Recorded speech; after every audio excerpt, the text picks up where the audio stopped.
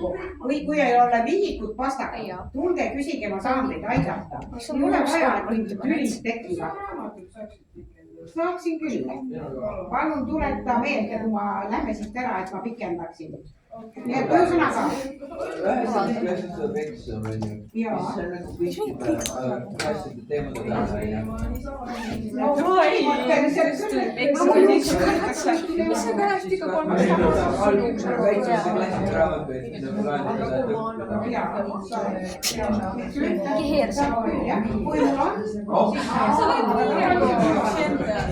Et ühesõnaga tõesti, et kui teil jäävad asjad koju vabandage kohe õpetaja ees ja õpikud saate minu käest tulla laenama.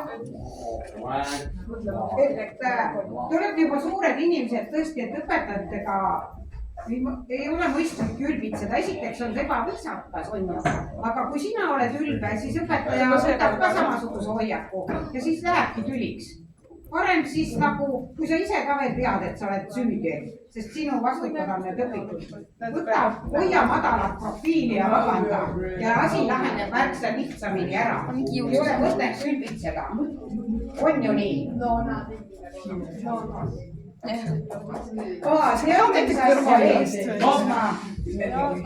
Mis ma tahan teiega rääkida, kuna teil hakkab 7. klass läbi saama varsti, järgmine aasta hakkab vaja loovtööd teil teha ja seda palutsi ka juba hakata klassijuhataja tundides teile rääkima, et te hakkate mõtlema selle peale, mis te loovtöös teete.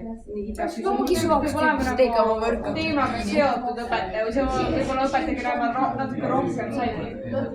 Ja selle loovtöö teema sa võid vabalt ise valida. Ja mul on nagu ise nagu tean, kuhu ma töö teen, aga mulle meeldis need õpetajad, kes selle teemaga seostuvad.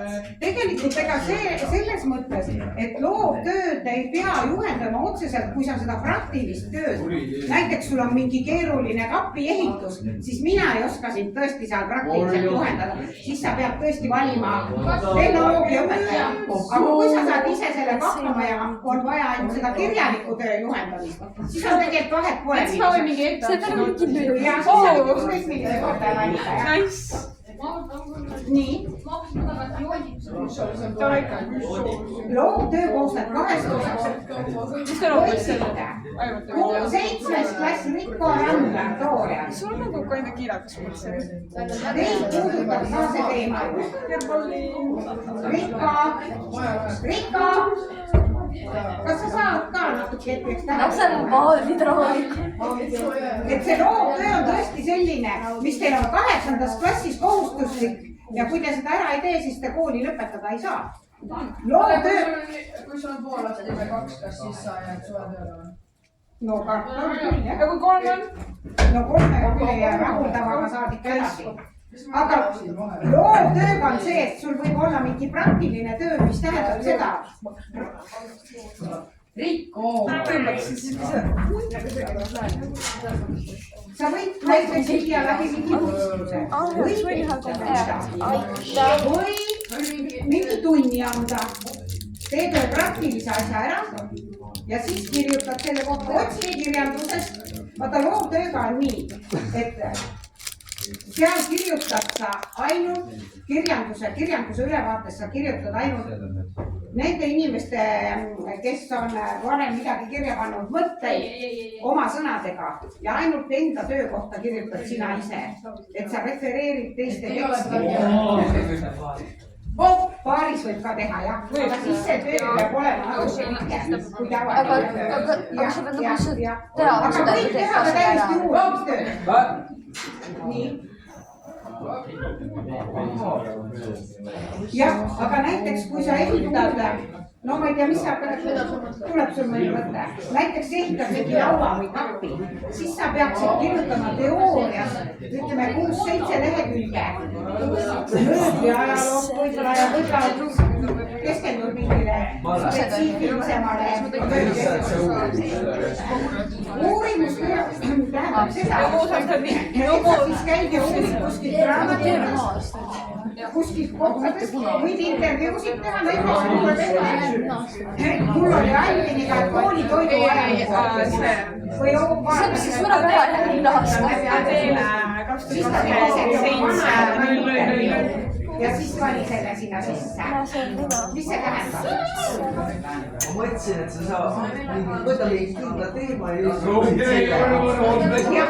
ma mõtlesin nagu üleüldse, on nagu rohkem kohti, mis raamatu raamat peab ka olema. Inimene peab olema ka need kõik ka olema. Aga raamatud peavad ka olema. oota, kas mingi see, ma pärast küsin. Nii et ühesõnaga jaa, et raamat peab ka olema vähemalt. Nii et jah. Rikko. Teate, mina ikka pean teie vanematele kirjutama. See on nagu ma ei tea metsa. Võiks juba kautsuda natukenegi. see läheb nagu moodsad oli siin. Jaa. Keegi taha lõigata moodsad. Noh, siis ta ilmselt saab siis käärmusega kui palju sul ükskord on pikemist. Jaa, näiteks. Aga kõikjal võiks see panna lahkema. Saama kauduna teedega. Jah, see võib ka nii olla, et sa võid esimese aga mõned lapsed kaitsevad nüüd kas juba lõpus või veebruari alguses juba laultöö, aga võib ka kevadeks jääda. Ahel on nagu siit võtta. Ta on nagu siit. Ei nagu siin on nagu teine pea.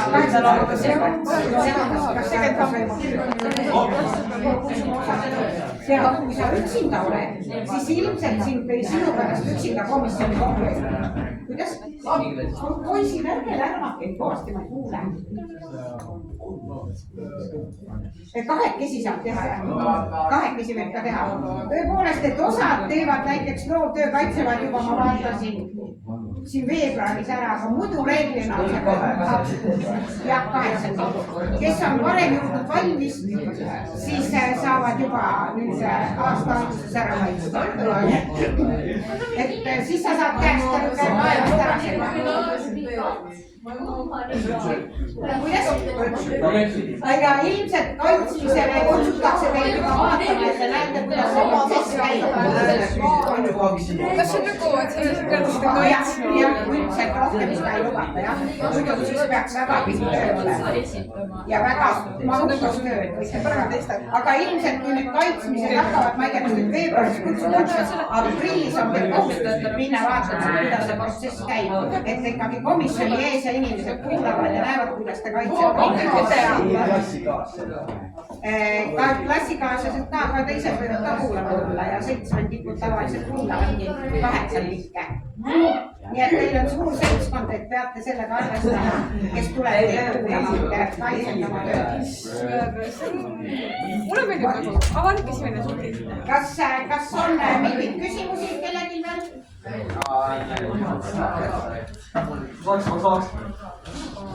Kas kellelgi on miskit küsimusi, ei taha praegu küsida probleeme?